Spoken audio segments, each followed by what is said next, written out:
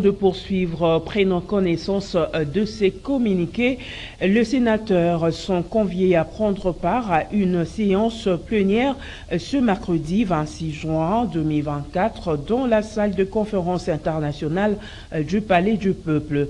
Selon un communiqué dévoilé lundi et signé par le secrétaire rapporteur du bureau provisoire Ivan Kazadi Kakonde. 2 points sont inscrits à l'ordre du jour de cette séance plénière, à savoir la communication du bureau définitif aux correspondances sur les cas d'incompatibilité avec la qualité de sénateur et la présentation du rapport de la commission spéciale chargée de l'élaboration du règlement intérieur. La convocation de cette plénière fait suite au dépôt du rapport de la commission chargée de l'élaboration du règlement intérieur du Sénat.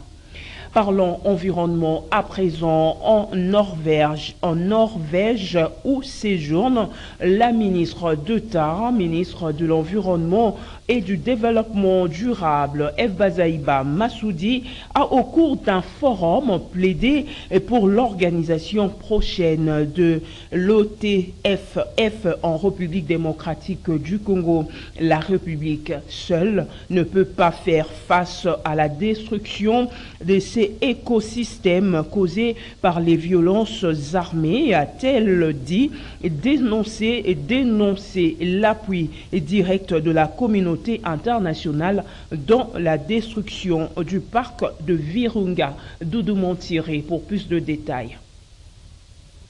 Communauté locale, propriétaire des forêts, mais aussi gardien de ces forêts. Quand il parle de la communauté locale, y compris les peuples autochtones. C'est pourquoi, dans notre approche gouvernementale, nous avons lié les besoins des questions environnementales à l'économie pour amener la population au développement durable. Vous savez que nos ressources naturelles, au moment où nous parlons, minute par minute, seconde par seconde, 24 sur 24, continuent à rendre service à l'humanité. C'est pourquoi nous parlons de la RDC, pays solution. Mais entre-temps, cette population qui vit dans la forêt et qui se nourrit de la forêt a besoin d'avoir les moyens de l'alternative pour son vécu quotidien. Et nous en appelons donc à tous les pays du monde qui considèrent que la RDC est réellement le pays solution et l'un des poumons du monde de protéger ces poumons du monde. Nous faisons face à la situation de lutte contre la pauvreté, je vous l'ai dit. Nous avons besoin de moyens sécurisés. Des moyens sécurisés qui nous permettent nous-mêmes à financer nos propres projets d'adaptation et nos propres projets d'atténuation. Lorsque je parle de moyens sécurisés, il s'agit de l'alternative à donner à ces forêts. Nous parlons essentiellement des marchés de crédit carbone qui doit être revu.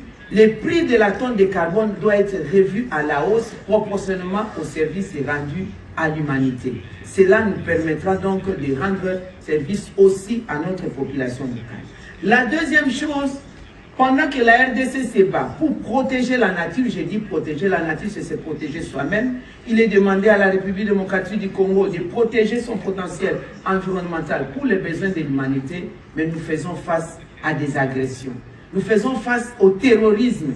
Et le terrorisme a beaucoup d'impact. L'action nationale que nous faisons a de l'impact au niveau mondial.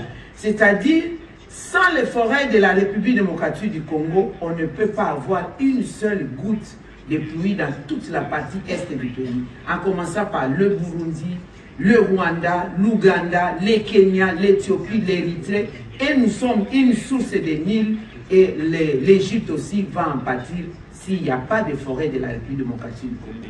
Mais entendez-vous bien, ça fait plusieurs décennies aujourd'hui que la RDC fait face au terrorisme et soutenue justement par les pays qui bénéficient de l'apport de la République démocratique du Congo, notamment le Rwanda.